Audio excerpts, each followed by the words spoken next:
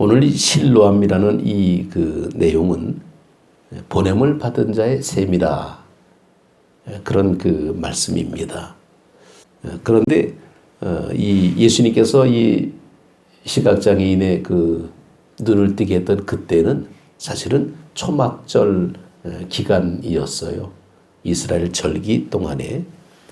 그래서 굉장히 좀 유명해졌던 그런 이야기인데, 오늘 저는 이 말씀을 좀 과거로 이렇게 지나가서 이 실로암이라는 이곳이 어떻게 유래가 됐을까, 이제 그걸 우리가 말씀을 나누면서 은혜를 나누고자 합니다.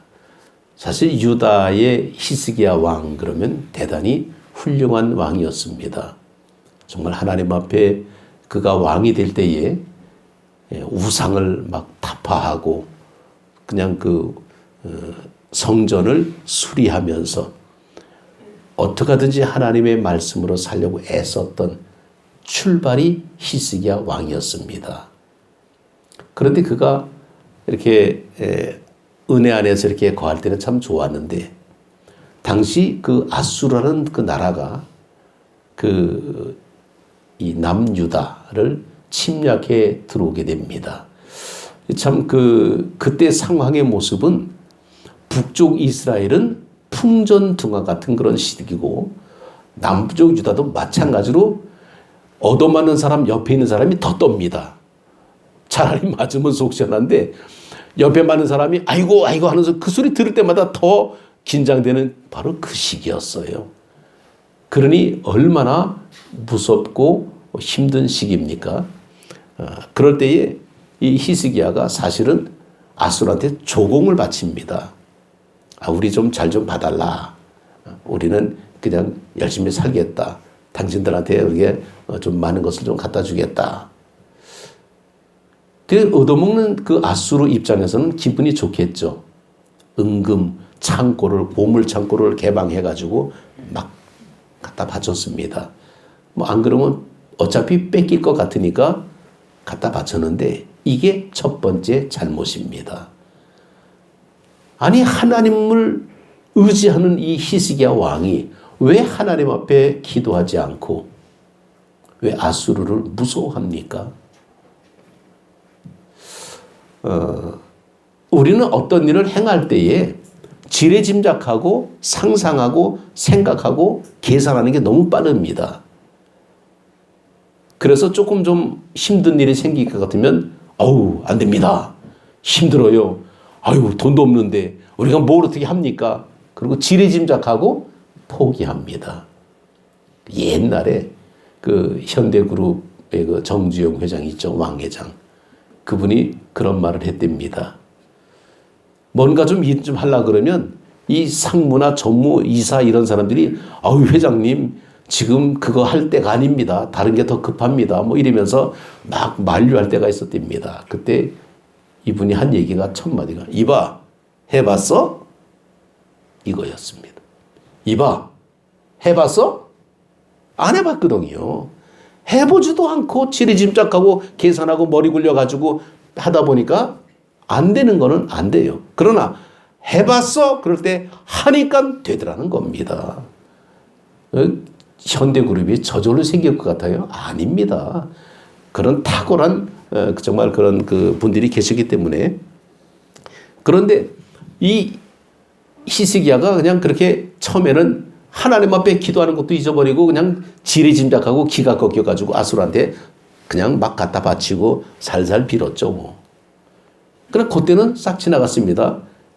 근데 싹 지나가면서 어디로 갑니까? 북쪽으로 가가지고 박살내고 있습니다. 북이스라엘이 그때 깨집니다. 히스기야 왕 때 북쪽 이스라엘은 파괴되고 맙니다. 그리고 아수르가 뭡니까? 이제 순서는 뭡니까? 남쪽 유다요. 또 쳐들어옵니다. 얻어먹을 때는 입 닫고 순서만 바꾼 거지 뭐. 그리고 또 쳐들어와요. 그때 히스기야가 어떻게 합니까? 아차 싶었죠. 이거 우리가 잘못 걸렸구나. 이러서는 안 되겠다. 정신 차리자. 그때부터 하나님 앞에 기도하기 시작을 합니다.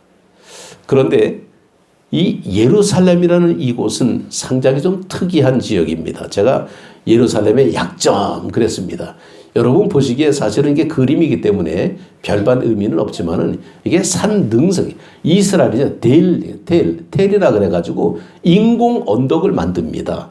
이게 사람이 이게 살만한 조건이 되려면 물이 있어야 되고 또 그 밭도 있어야 되고 또 적당히 산도 있어야 되고 뭐 이런 여러 가지 조건적인 모습이 있을 때 사람이 정착을 하게 되는데 이 사람이 정착하된 인공적으로 이렇게 이 물가 옆에 조금 높게 해가지고 집을 짓고 거기 살게 되는데 이제 그렇게 살다가 이제 파괴되고 무너지게 되고 그러면 그냥 흔적이 없어지게 됐죠. 그러면 그것이 그 위에다 또 집을 짓게 됩니다. 그런데 재밌는 거는 왜 그렇게 한번 무너진 데는 다른 데 피해서 살아야 되는데 안 피하고 거기다 또 집을 짓습니다. 그 땅이 좋은 땅이거든요.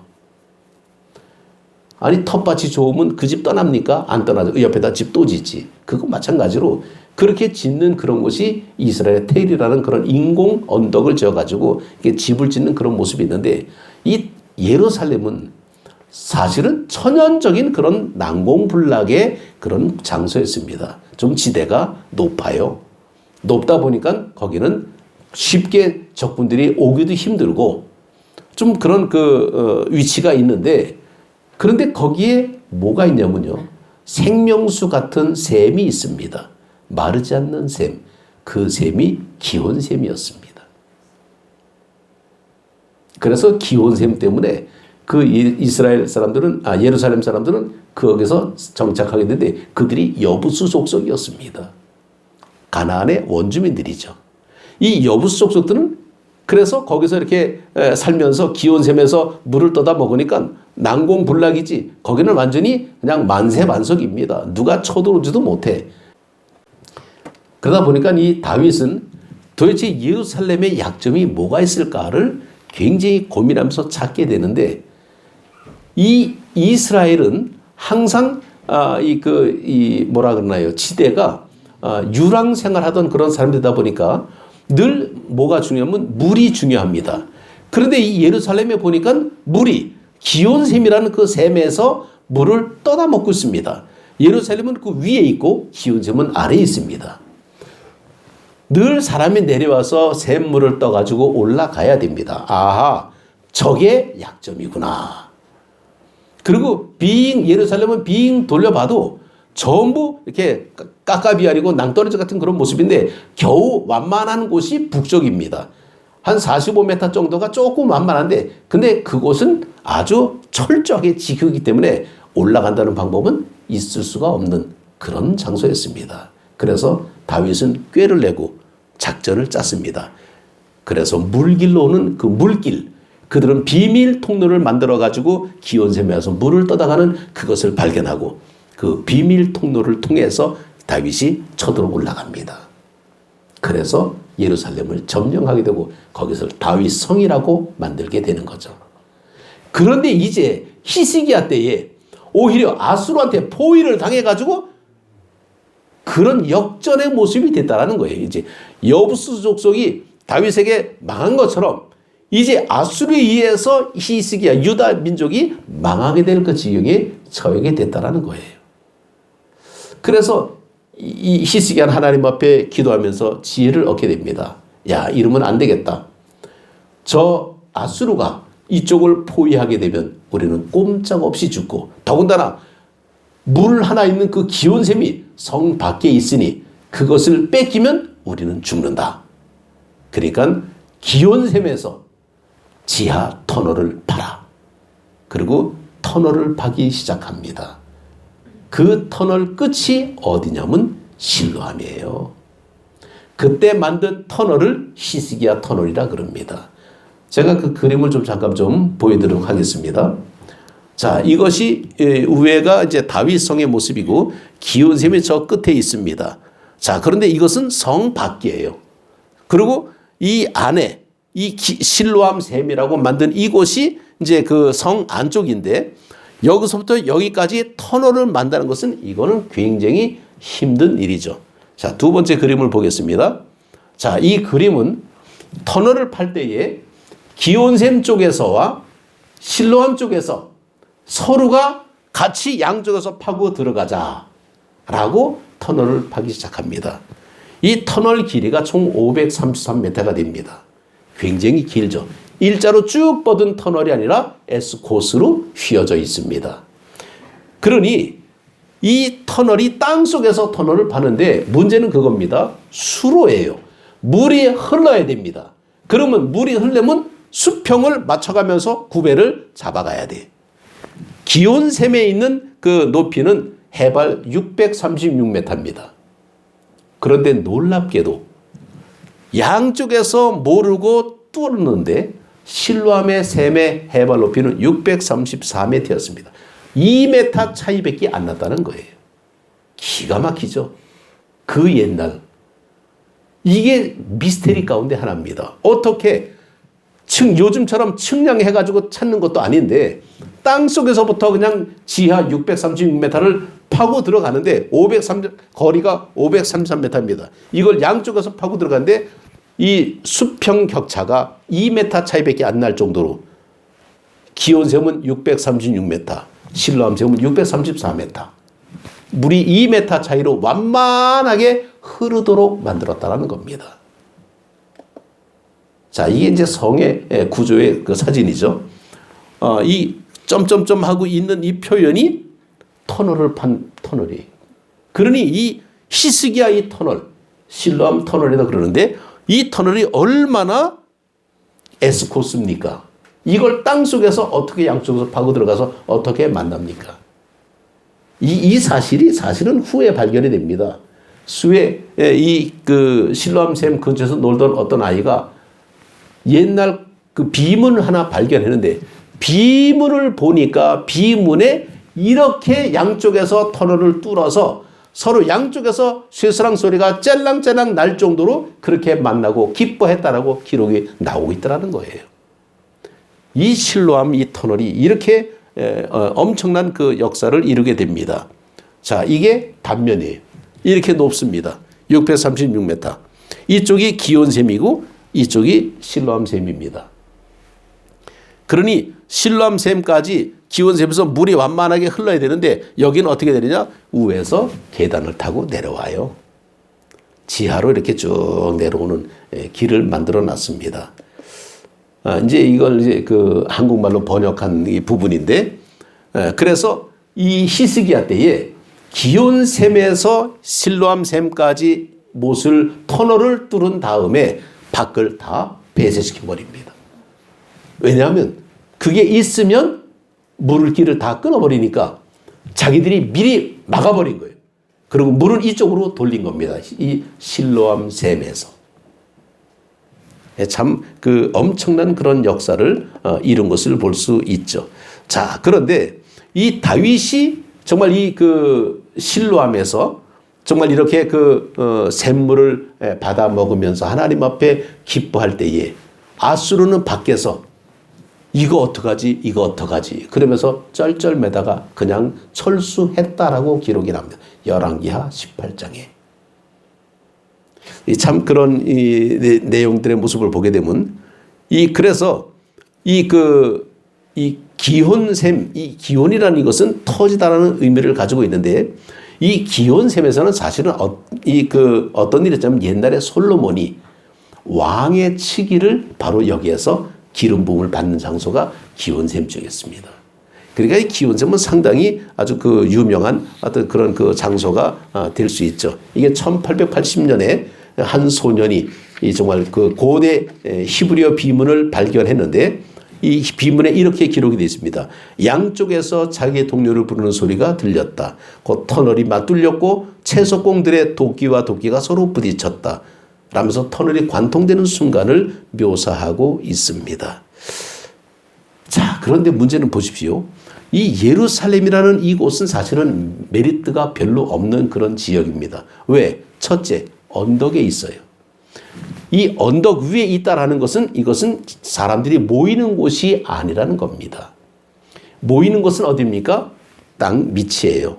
그래서 이 담거리라 그러죠. 많은 시장이 세워지는 그런 장소는 사람들이 많이 모이는 그런 모습인데 이쪽에는 별로 위쪽에 갈 일이 없어. 그래서 이 예루살렘 쪽에는 별로 눈길이 별로 안 가는데 기온샘이라는 이 생명수 같은 샘물이 있기 때문에 바로 이 기온샘부터 예루살렘은 이렇게 천난공불락의 요새가 될 수 있었다라는 것을 우리가 볼 수 있습니다.